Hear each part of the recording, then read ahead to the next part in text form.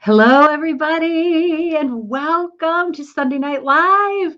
I'm Shannon LaBruyere, and I'm live and loving it tonight. So excited to be able to connect with you, share with you some of the principles that will allow you to thrive in change. I'm talking about all manner of change, the change you want, the change you don't. What about the change that needs to happen, but it hasn't happened yet, which is what we're going to explore tonight. Welcome. If you are a first time Sunday Night Live viewer or listener, jot in the comments. Hello, who you are. Oh, Carol, I'm glad you're here. Happy November is right. I can't believe we're almost through with 2021. I was talking with a client the other day, and she said something about, I think that, we'll talk about this thing at work after the first of the year. And I had to ask, how far away is the first of the year? We thought about it. 2 months. There's still time, you guys. Don't write off 2021. There is a lot you can do to thrive in 2021. You don't have to wait until New Year's Day 2022 to start changing what you know needs to be changed. So, can't wait to explore this with you. Hello, hello. Hi, Kelly. I'm glad you're here. So today, our Thrive principle is hashtag respect the now. I'm going to do some truth telling today, and I invite you to not just assume it's meant for somebody else. Because so often, I'll raise my hand because I'm guilty of this. So often, I think that all the truth that I'm hearing is probably designed for somebody else, somebody who doesn't have their act together, somebody who doesn't know as much as I know, somebody who doesn't have it already all figured out. And then, if I'm honest with myself, I'm the person who needs to hear that truth. Tonight, I'm going to speak some truth, and you may need to hear it. So I want you to just take that deep breath, settle in, settle in and be prepared to consider, is there a place in your life that you can apply what we're talking about tonight? Hashtag respect the now. Now's the time to take a look, do an assessment, do a little inventory, and decide, is there a change you need to make? And if so, what's that change going to be? So tonight's Thrive principle is respect the now. And this would not be Sunday Night Live if I didn't give a shout out to Thumb Roast Coffee. If you are a coffee lover, you owe it to yourself to go to thumbroastcoffee.com and order yourself a couple of bags. Trust me, you'll be glad you ordered a couple of bags. Order a couple of bags of the world's best coffee, as far as I'm concerned. It's delicious, it's clean, it's fresh, and for Thrive and Change Sunday Night Live viewers, it's 15% off when you use the coupon code THRIVE, THRIVE, at thumbroastcoffee.com. Gets you 15% off of the world's best coffee. You will not be sorry, I promise. Okay, we are going to jump in. Oh, hi, Mary's here. Pam's here. Good evening, everybody, and welcome. Let's get started. So, tonight we are going to talk about what to do when working harder isn't working. So before I get too involved, let me just say it's not your fault, okay? It's not your fault. Our parents taught us that hard work was the solution to everything. Am I right? You just keep working hard and it's going to pay off. That was my grandma, my grandpa, my mom and dad. Mary says she's still at work, but she didn't want to miss anything. Well, I'm glad you're able to work and tune into Sunday Night Live, Mary. I'm glad that you made the effort. We're talking about working harder, and sometimes working harder isn't working. So years ago, I was coaching a manager, and he was not doing well. He was very angry. And he had just found out that he'd gotten his yearly review, and his yearly review labeled him as a, and I quote, low contributor. Whether that's a great rating system, high contributor, good contributor, low contributor, whether that's a good rating system or not, that's a conversation for another time. But this man, his end of year review, slapped a label on his permanent record that said he was a low contributor, and he was flaming mad, so furious. And he was on a rant. I can't believe they'd call me a low contributor. He was hot. I come in on my off days. I work Saturdays and Sundays. I work 12 hours a day. I can't work any harder. I can't work any harder. What do they mean? I'm a low contributor. That's the thing, you guys. We can be working really hard and it not actually be getting the right stuff done. And this gentleman had just discovered that all of his hard work, all of his suffering hadn't paid off the way he thought. And I'm curious, I'm going to throw this question out to you guys. Have you ever worked really hard on something that just didn't pan out? It didn't pay off? Because this guy spent a whole year doubling down, working hard, and then working harder and not getting the desired result. His suffering wasn't appreciated and it wasn't rewarded, because this is the thing. No matter how hard you're working, if it's not accomplishing the desired results, you are wasting your energy. All right, I'm going to say that again. And I said I'm going to be a truth teller. If you are working hard and it's not getting the desired result or the desired outcome, then you are wasting energy. Kelly says this: work smarter, not harder. Yeah. Yes. Carol says this: I found I was not respecting me. Yeah. We start at times when, especially when we have a good work ethic. And let me just say, I'm not suggesting that you not have a good work ethic, because anything good in life that we accomplish, it requires effort. It's uphill. All good things are uphill. Only bad things are downhill. If you want to do better, you have to work harder. That is true. The thing is, working harder does not necessarily equal succeeding. It doesn't necessarily mean you're getting better, doesn't necessarily mean that you're getting what you want.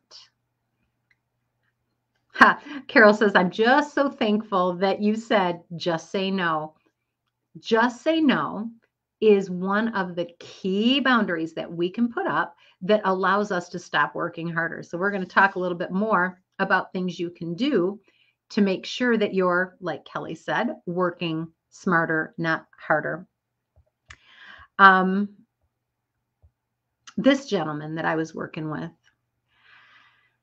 after he'd calmed down, after he told me how frustrated, how angry he was, he felt robbed. He felt betrayed. He felt foolish because he had been working so hard, putting in all of that extra effort, and it wasn't rewarded or appreciated. When we finally had a chance to talk about, okay, so what could you do differently that might get a better result?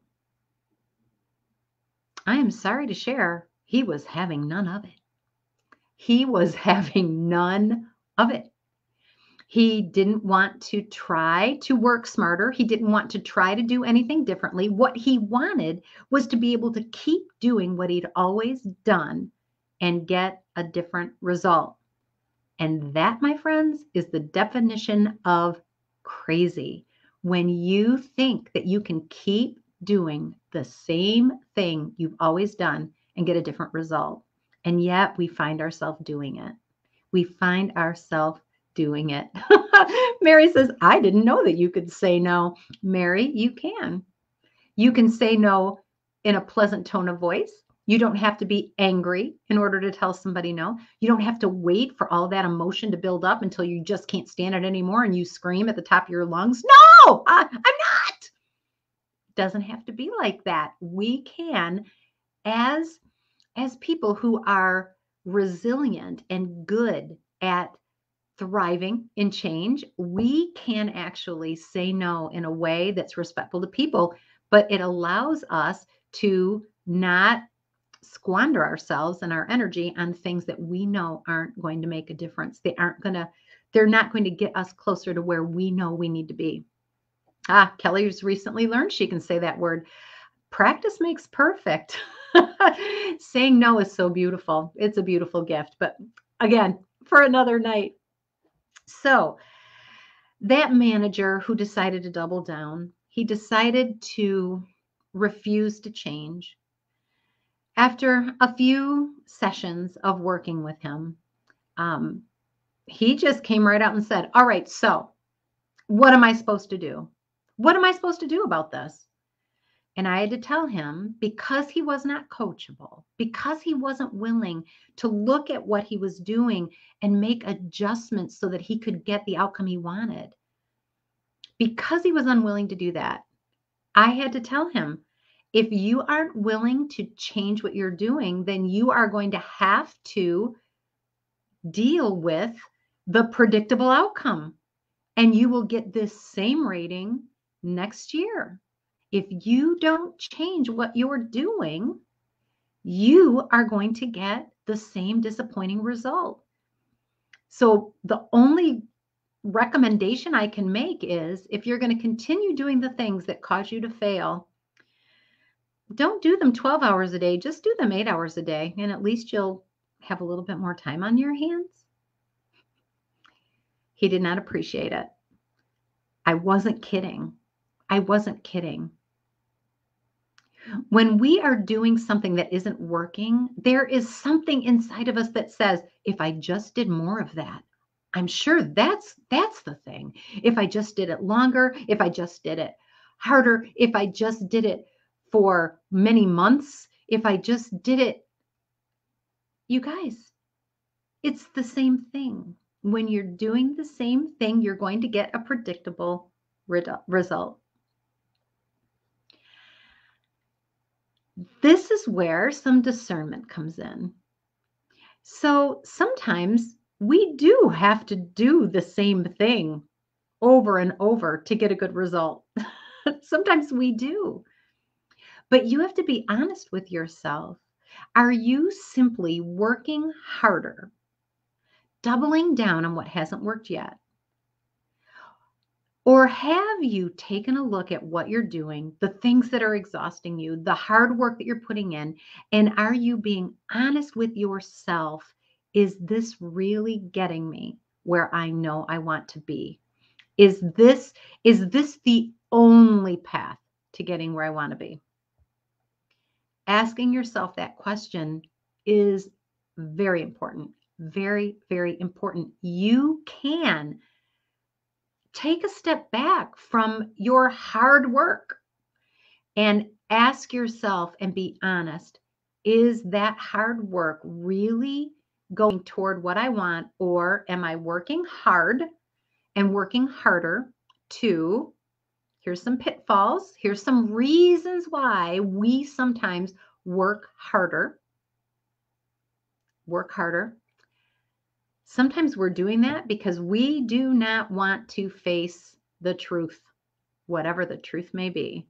So we bury ourselves in activity and we work hard and we work harder.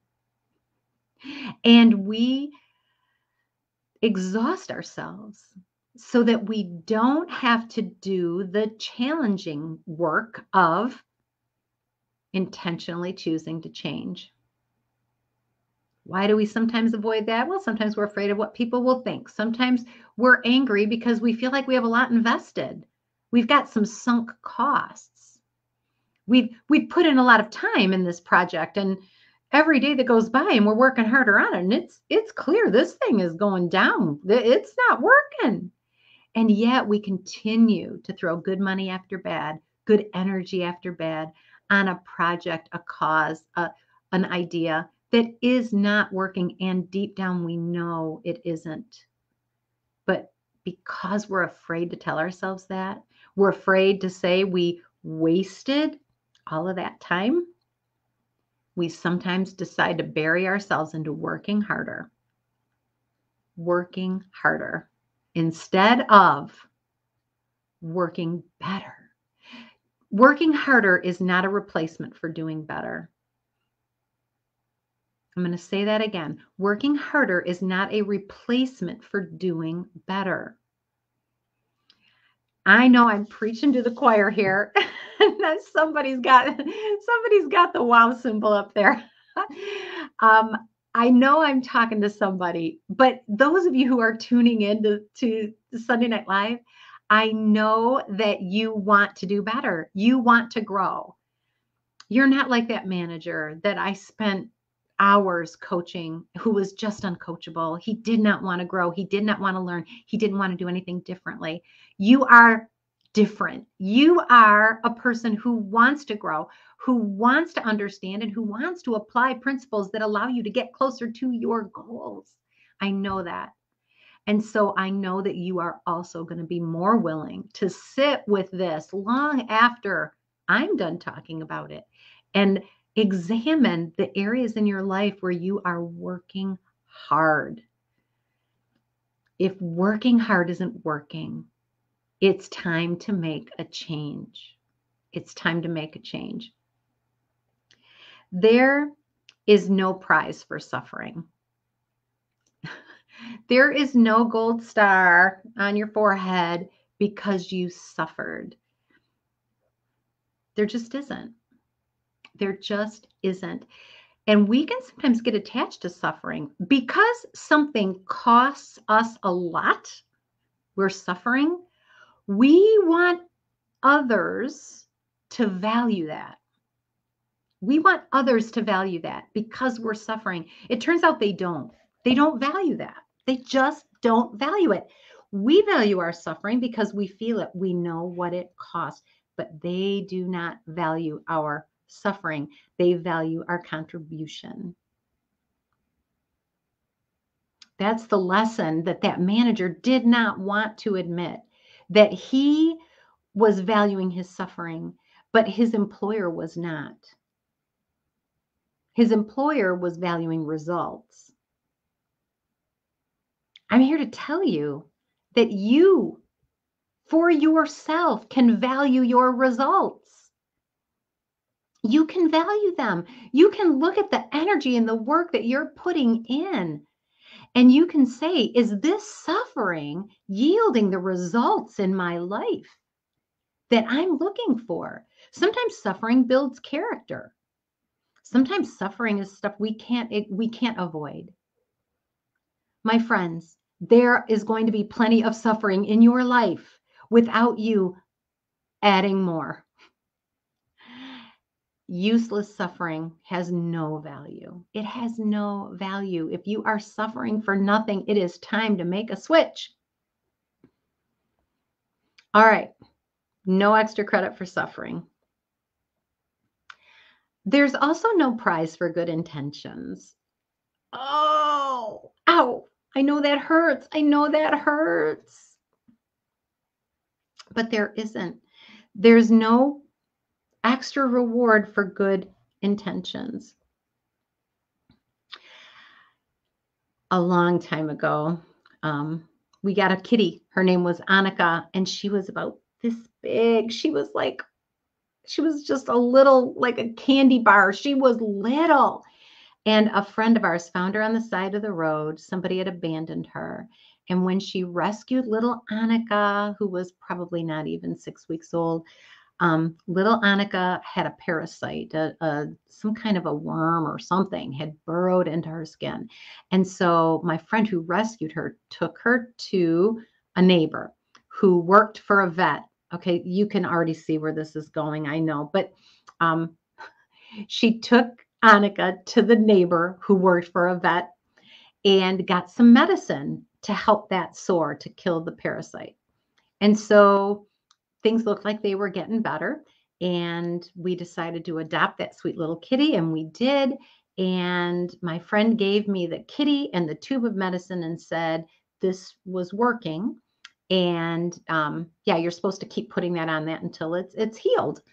And so I did every day, 3 times a day. And it wasn't getting better. It wasn't even healing up. It just this big gouge in our sweet little kitty, and it wasn't getting better and it wasn't getting better. And so I finally took her to the vet. And let me just say, it wasn't easy putting that on that kitty either. She didn't like it. She fought me tooth and nail, literally, every time I tried to help her. She didn't like getting that dressing changed. She was so angry at me. So I paid a price every time I tried to put that medicine on that sweet little kitty, but I just wanted what was best for her. And finally, when she wasn't healing, I took her to the vet, and the vet took a look at the medicine I was putting on and took a look at the cat and said, well, no wonder it's not healing. That's designed to take away dead skin. It's designed to get rid of dead skin, to debride it, I think was the term she used. So that wound will never heal because the stuff you're putting on it is designed to keep new skin. It won't let new skin form. Oh my gosh. I felt terrible, you guys. I thought I was doing the right thing. And it was hard work doing it. Ani fought me every time. I really meant well, but I was misguided.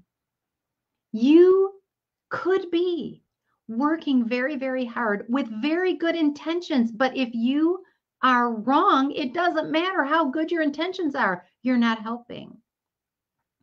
Are you hearing what I'm saying? Take a look. Take a look. If you're exhausted, if you're tired, what are you exhausted? What are you working on? And are you actually doing the right thing? Are you working hard or are you working to do better? Working harder, doing the wrong thing sucks our energy. It's worse than being stuck. It moves us backwards. But working hard on something that gets us somewhere, we might be tired at the end of the day, but we are energized. It's not that we don't have to work hard. You guys, the good news is you don't have to work hard and get nothing done. The bad news is you do have to work hard, but you get something done. So that's really good news. There is hard work involved in growth. There is. It doesn't just happen by, we don't just fall off a wagon and get smarter. We don't just fall off a wagon and become successful or build a business or create a Bible study group or build connections with people in a new town. None of that happens accidentally. But if you're putting your work into the wrong thing, you might be doing more harm than good. It's worth looking at. All right, so let's go to the comments here. Carol says, sometimes we just can't see that someone else could be right. Isn't that the truth? Talking about that coaching client I had. Kelly wondered, did that client ever decide to change? To my knowledge, no. To my knowledge, no, he never did. I'm not sure what happened. After our coaching arrangement was over, I lost touch with him. So I hope that he chose to work hard in an arena and in a way that was going to allow him to achieve his goals. But do I think that was likely? I don't think it was likely. This is what Maya Angelou says, and I love this quote. She says, do the best you can until you know better. And then when you know better, do better. Do the best you can until you know better. And then when you know better, do better. It's as simple as that. It's not easy. That requires hard work. We can work hard doing the same thing that has been unproductive, that has been counterproductive. Or we can put that energy not into working harder, but in doing better. And what does doing better look like for you? What does doing better look like for you? If you don't have a plan for yourself to do better, if you don't have a plan for yourself, I hate to break it to you, but you are part of somebody else's plan. Have you ever been overlooked, passed over? That's the word I'm looking for. Have you ever been passed over for a promotion at work because your boss needed you? So you couldn't get a promotion, you couldn't do better, you couldn't get more money, move along on your career because your boss needed you too much? All of your hard work feeding somebody else's plan. I know I'm talking truth to somebody. All of your hard work is feeding somebody else's plan. That doesn't mean that we don't serve our boss, that we don't do the best we can. But if you are in that position where you are being overlooked for promotions because your boss needs you too much, it's time for you to talk to somebody who can help you plot a course and make a plan that allows you to work hard on where you want to go, not be part of somebody else's plan. Your hard work doesn't have to power their success. I believe that our hard work can power our success and somebody else's success. It's not an either or. If you're in a situation where your hard work is paying off for somebody else, but it is not enriching you, it's time to make a change. It's time to maybe say no, right? I can help you with that, by the way. You get to, at the end of the day, decide, do you want to get a badge of honor for having been a hard worker in an arena that doesn't give you joy, that doesn't allow you to use your gifts and your talents, that doesn't allow you to contribute in a meaningful way to the people and the situations that you know are important? Do you just want to work hard, or do you want to do better? Do you want to do better? Do you want to be able to say, I suffered?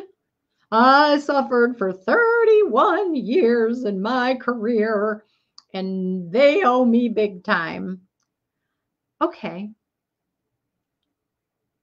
that's one way.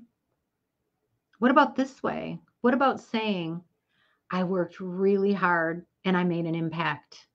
I made an impact in a way that mattered to me, in a way that I knew was important, that was significant, that aligned with my priorities. Where do you think the satisfaction lies? Where do you think the significance comes in? We're here to talk about how to thrive and change. You get to decide to change. You get to decide to evaluate if your hard work is actually accomplishing what it should be, what you know it could be, or if it's time for you to make a change, to start working in a way that doesn't just exhaust you, but that inspires you. You can be working hard in a way that doesn't further somebody else's agenda. It furthers yours. You're an adult. You have dreams and goals and plans. Those are God-given.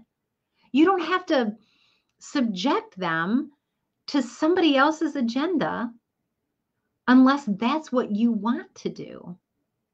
You get to choose. I'm never ever going to say that it's bad to work for somebody else. I enjoyed working for somebody else for 31 years. I did. There was a lot of value in it.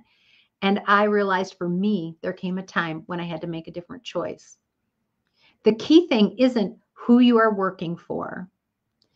It is, when you are working hard, is it for a purpose that matters to you? Is it for an agenda that you believe is important? Is it allowing you to make your contribution on this world? And if it is, keep working. But if it's not, it's time to make a change. Any questions or comments as we're wrapping up this Respect to the Now talk? Where are you at right now? Is what you're doing exhausting you for no reason, for no real purpose, for no real improvement? Are you just working hard? Or are you working towards something and getting better, doing better? I'd love to hear about it. Feel free to reach out to me. You can use Facebook Messenger. You can drop a comment. Absolutely. I would love to be able to spend some time talking with you about what your challenges are. And if there's a way I can help, I would love to talk about what that looks like. All right, Carol's got it's a long comment. I love this. Okay. Carol says, so thankful for Saturday mornings. You have instilled in me so much, and it is my honor to instill in people for sure.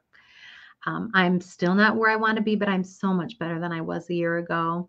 The Saturday leadership class, ask Shannon if you can be a part. That would be a great reason to reach out to me in the comments or to shoot me a messenger and just say, hey, can we talk about this? Because I'm sick of working hard and not actually doing better. I can help with that. Carol says you will be so glad you did. Loving what you're saying. She says, so thankful for your training and encouragement. You are welcome, Carol. You are all welcome. I appreciate you all so much. I appreciate that you're willing to grow and stretch and lean in to the discomfort of intentionally changing so that you can have a bigger impact on the world and have a more satisfying life that aligns with your priorities and what you think is important. It's a beautiful thing. I look forward to seeing you again soon. I look forward to talking with you. If you want to know, how do I stop working hard and start doing better? I can help you with that. I would love to talk with you more about it. With that, you guys take care. Have a wonderful, wonderful week, and we will talk again soon. Bye.